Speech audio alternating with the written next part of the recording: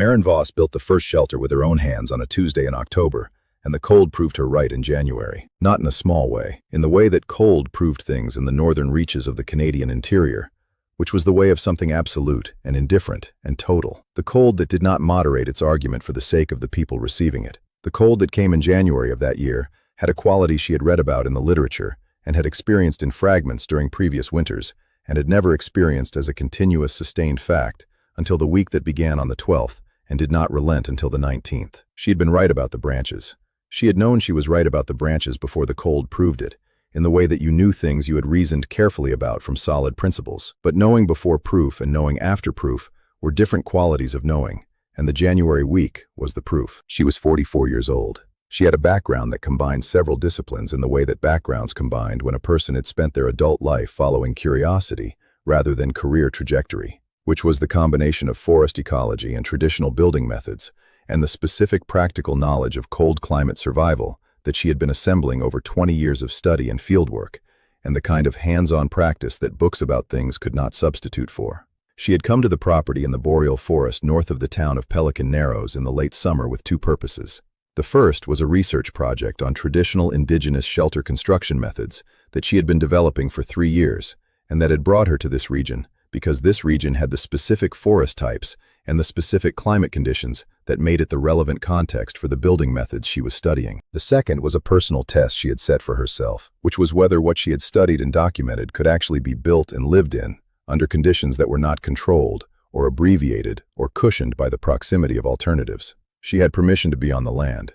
The permission had come through the right channels and with the right understandings, and she had spent time in the summer with the people whose knowledge had shaped what she was attempting, and had been clear about what she was doing and why, and had listened more than she had spoken, which was the approach she had learned to bring to every new context, and that had served her better than any other approach she had tried.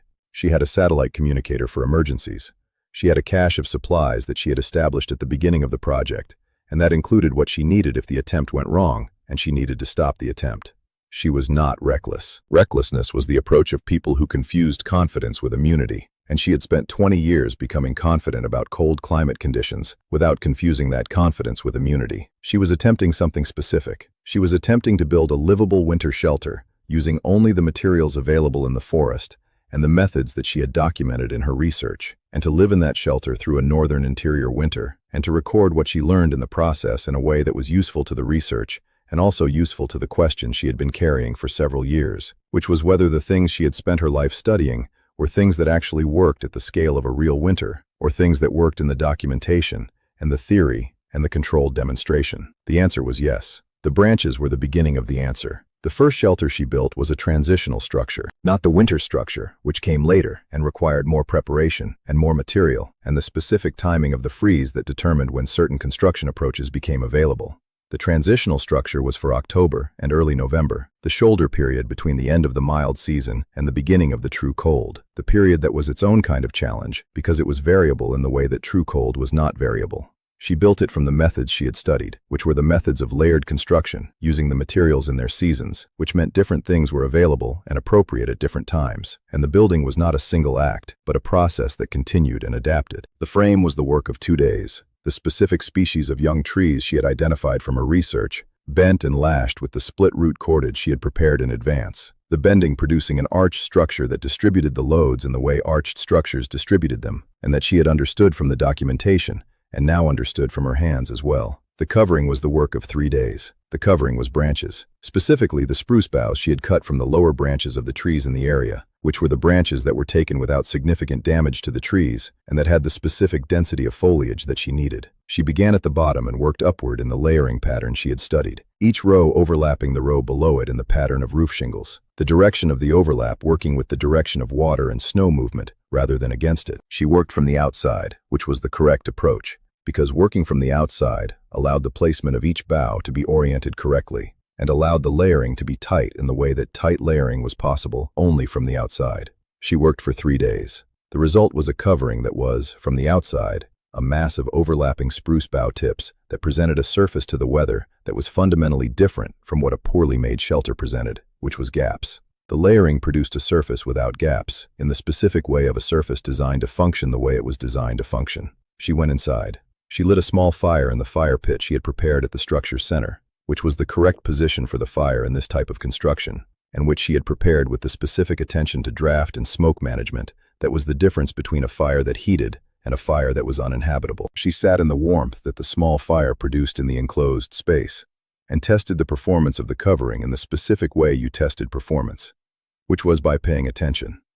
It did not leak. The October rain that was doing its October thing on the forest outside was not coming through the bough covering in the way that rain came through uncovered space, which was uniformly and immediately. The rain was being managed by the surface in the way she had understood the surface would manage it from the documentation, and that she was now understanding from inside the thing itself. She wrote in her field notebook for an hour. She wrote about what she had observed and what it confirmed and what it had shown her that the documentation had not fully conveyed, which was the specific quality of being inside a thing that was working, the way the warmth from a small fire was held in the enclosed space differently than the warmth from a fire in the open, the way the sound of the rain outside became a particular kind of sound that was the sound of weather being managed rather than the sound of weather happening to you. She wrote about the branches. The winter structure was the more serious work. She built it through November in the stages that the November conditions allowed, each stage being appropriate to the temperature and the material availability of that stage. The construction being a process rather than a project, in the way she had understood from the research and was now understanding from the doing. The winter structure was larger than the transitional structure and incorporated the specific insulation approaches she had documented, the layered and packed materials that the traditional methods used to produce the thermal envelope that was the difference between a structure that was warm enough and a structure that was merely enclosed. She had studied the physics of these methods with the specific interest of a person who wanted to understand why they worked, and not only that they worked, and the understanding of why made the construction more precise, because she knew what each element was contributing and could build it accordingly. The roof was the thing she had been most focused on in the research, because the roof was the critical element in the specific way that cold proved things, which was through the top. Heat rose.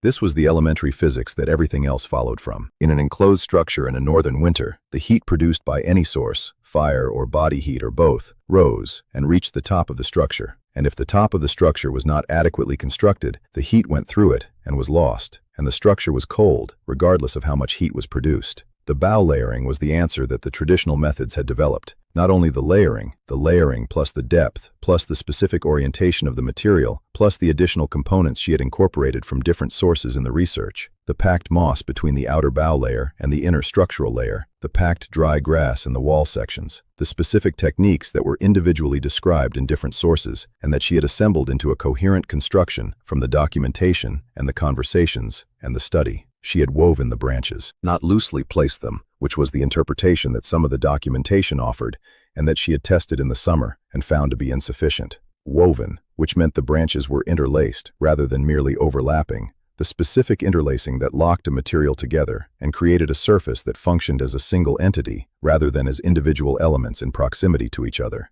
The weaving had taken the longest. She had worked on the roof section for 4 days. The 4 days of November weather that included the first serious snow of the season, which had arrived on day 2 and had continued through day 3 and into day 4, with the patient consistency of early winter snow in the boreal interior, which was the consistency of a process that had all the time it needed and was in no hurry. She had worked in the snow. She had worked in the snow because the work needed to be done before the deep cold arrived, and because the snow was not the problem. The deep cold was the problem, and she had the appropriate clothing for working in the snow, and the appropriate determination. That was the only other thing required. On day 4, she finished the roof section and went inside. She lit the fire. She sat in the enclosed space and listened to the snow. The snow was doing what the documentation had described, and what she had understood from the physics, and what she was now understanding from inside the thing, which was landing on the layered and woven surface and being managed by it, not coming through, not finding the gaps that uncovered space had, and that flat or poorly angled or thinly covered roofs had in snow country, being managed by the slope and the depth and the interlaced surface in the way she had built the surface to manage it.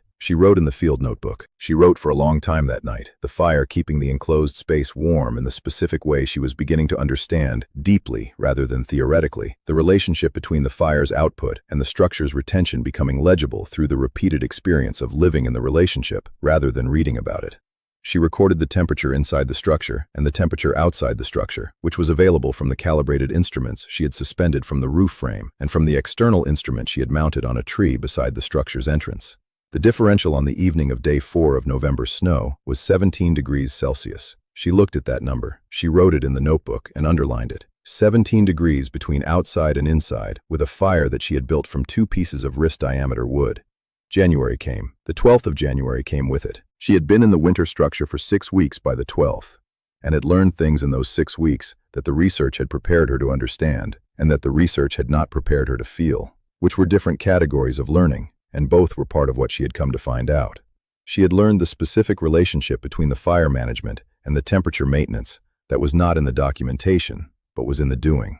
The way the banking of the fire at night needed to anticipate the temperature drop in the early morning hours, and the way the specific woods available in this forest had specific combustion characteristics that made them appropriate for different purposes in the fire management. She had learned the sound of the structure in different wind conditions, which was something she could not have learned from reading. But that was useful because the sound was information, and information in a winter shelter in the boreal interior was the difference between responding to conditions and reacting to them. She had learned the maintenance that the bow roof required, which was the redistribution of snow load after significant accumulation, and the replacement of the bows in sections where the compression of the overlying snow had reduced their insulating quality. This was the ongoing work of the structure, and was work she had known about from the research, and that was different in her hands than it had been in the reading. On the 12th, the temperature dropped to -42°C. She knew from the instruments. She also knew from the quality of the air at the entrance to the structure when she went out to collect the wood she had staged the previous day, which was staged specifically because she had known from the research and from the 6 weeks of experience that severe cold required the wood to be accessible without significant exposure time, and she had prepared for this. The air at -42 had a quality that was different from the air at -20 or -30, a quality she had read about, and that was accurate in the reading, and that was something else in the actual, the way the inside of the nostrils behaved, and the way the quality of the sound of the forest changed at those temperatures, and the way the cold was not a sensation so much as a condition, the condition of a world that was operating at a different setting than the setting of a world in which a human body's thermal output was relevant. She collected the wood in 40 seconds. She went back inside. She managed the fire. The structure maintained its temperature, not the temperature of a heated building, the temperature of a structure that was adequately insulated and adequately fired to sustain human life in conditions that did not otherwise sustain it. She measured 15 degrees Celsius inside the structure against -42 outside, which was a differential of 57 degrees, and which she wrote in the notebook in the specific way she wrote things that were the core findings of what she had set out to find out. The week of January 12 through 19 was the proof. She had built a structure from branches and the materials of the forest, and the methods she had spent 3 years studying, and she had lived in it through a sustained period of -40 and below, and the structure had performed what the methods had been designed to produce. The branches woven over her head had kept the snow from falling through. More than that, they had created the surface through which the cold did not come in the way that cold came through uncovered or inadequately covered space.